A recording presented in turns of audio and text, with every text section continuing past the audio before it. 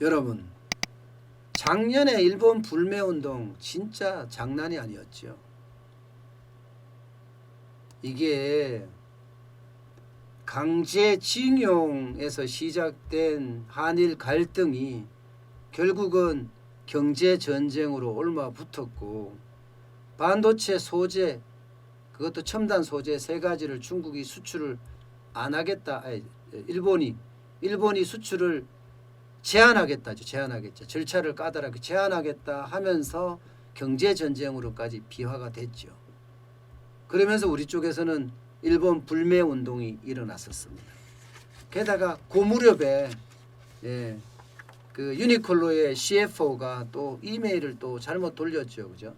한국 불매운동 얼마 안 갈 거다 하면서 이야기까지 했었습니다. 그랬더니 한국 소비자가 완전히 뿔났죠.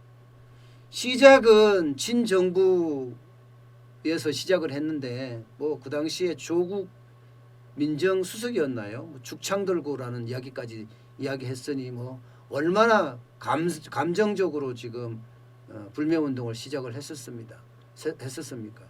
그런데 그 이후에 일본의 행동들이 결국은 모든 국민들에게 등을 돌리게 만들고, 이게 좌파든 우파든 중도든 모든 국민이 일본에 대한 불매운동을 펼쳤습니다.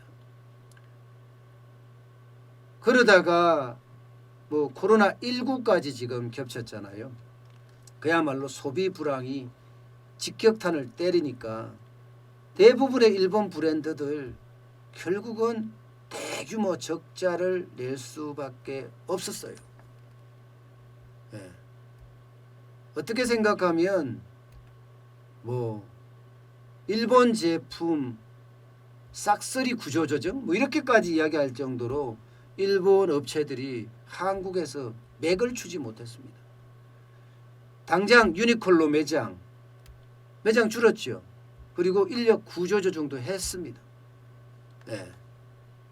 안 한다 해도 유니클로는 그렇게 고강도 구조조정을 할 수밖에 없었습니다. 게다가 코로나19라는 게, 이게 유니클로의 제품이 어떤 제품인가 하면요, SPA라고 해서요, 직접 제조를 해서 직접 판매를 하는 거예요. 쉽게 말하면 직접 제조 직접 판매인데, 여기에서 핵심이 뭔가 하면 지금 유행하는 거예요. 지금 유행하는 거 직접 제조해서 직접 판매, 그것도 빨리 판매한다는 게 이 SPA의 핵심입니다. 그게 유니클로 같은 회사들을 SPA 업체라고 이야기합니다. 그런데 코로나19가 어떻게 됐어요? 코로나19가 사람들을 집 밖에 나오지 않게 했단 말입니다. 옷을 사야 되는데 옷을 안 사게 되는 거예요. 사실 인터넷으로 옷을 산다고 하지만 매장 가서 사는 사람도 부지기수입니다. 굉장히 많습니다.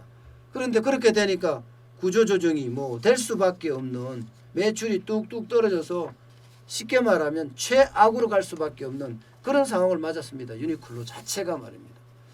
실제 유니클로 있잖아요. 지난해 매출 보면요, 9,749억 원이에요. 9,749억 원. 매출이 굉장히 많이 떨어져. 31.3% 떨어졌습니다. 31.3%. 뭐 상상을 초월할 정도로 많이 떨어졌죠. 어느 누구도 상상을 못했던 일이에요. 어느 누구도.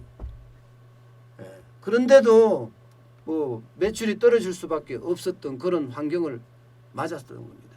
아마 1조가 밑으로 떨어진 게 1조 밑으로 떨어진 게 처음이지 않을까, 뭐 그렇게 이야기할 정도입니다. 1조 밑으로 떨어진 게 한국에 진출하고 나서 처음이다, 뭐 이렇게까지 지금 이야기를 하고 있는 정도입니다.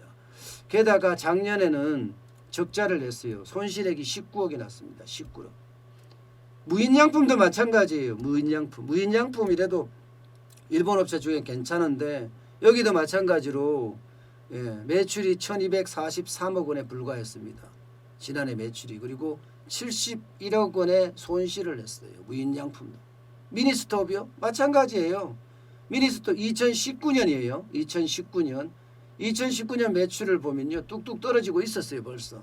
여기에다가 코로나19의 직격탄까지 가져오니까 2019년이 예, 굉장히 안 좋은 데다가 2020년은 더 안 좋을 거다 하는 예상을 지금 하고 있습니다.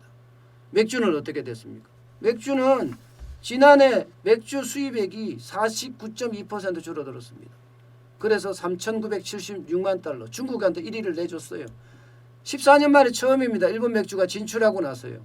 실제로 롯데 아사히 주류 지난해 매출이 623억입니다. 예. 그래서 매출액이 전년 18년에는 1248억 원이었는데 절반으로 뚝 떨어졌어요. 순이익도 66억 원에서요. 182억 원 영업이익 적자로 돌아섰습니다. 적자로. 그러니 업체들이 어떻게 되겠습니까? 예. 구조조정에 계속 매장을 줄이고 사람을 내보내고 그러고 있었습니다. 여기에다가 GU 아시죠? 유니클로의 자브랜드입니다. 자브랜드. GU는요. 아예 철수를 했습니다.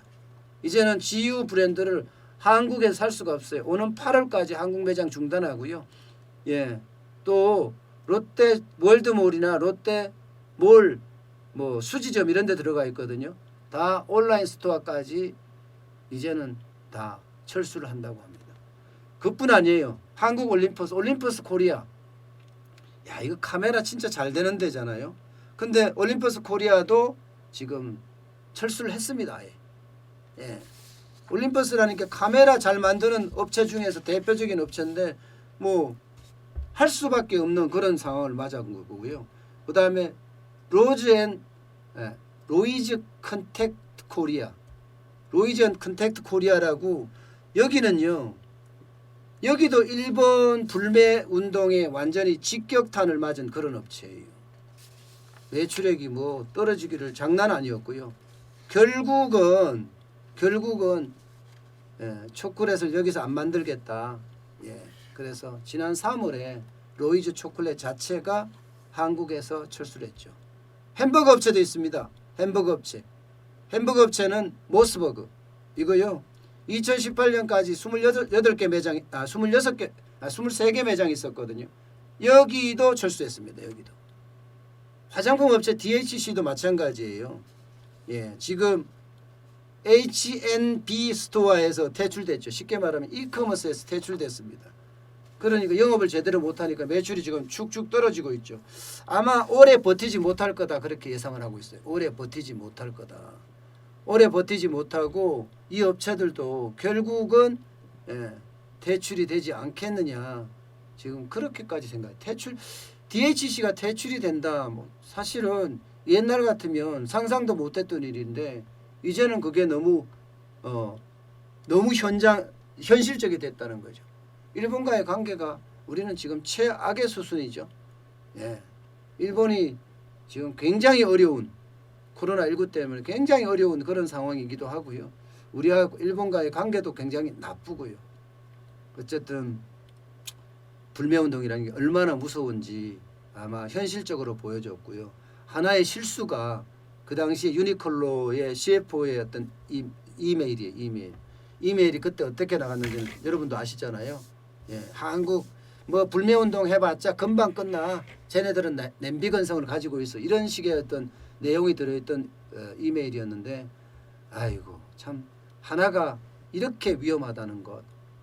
말 한마디가 천냥빛을 갚는다는 게 아마 이런 데 통하는 거 아닌가 싶을 정도로 큰 충격을 줬고요. 한일 관계도 지금 굉장히 급냉되어 있는 상태입니다. 이웃나라기 때문에 좋게 지내야 되는데 좀 답답하죠.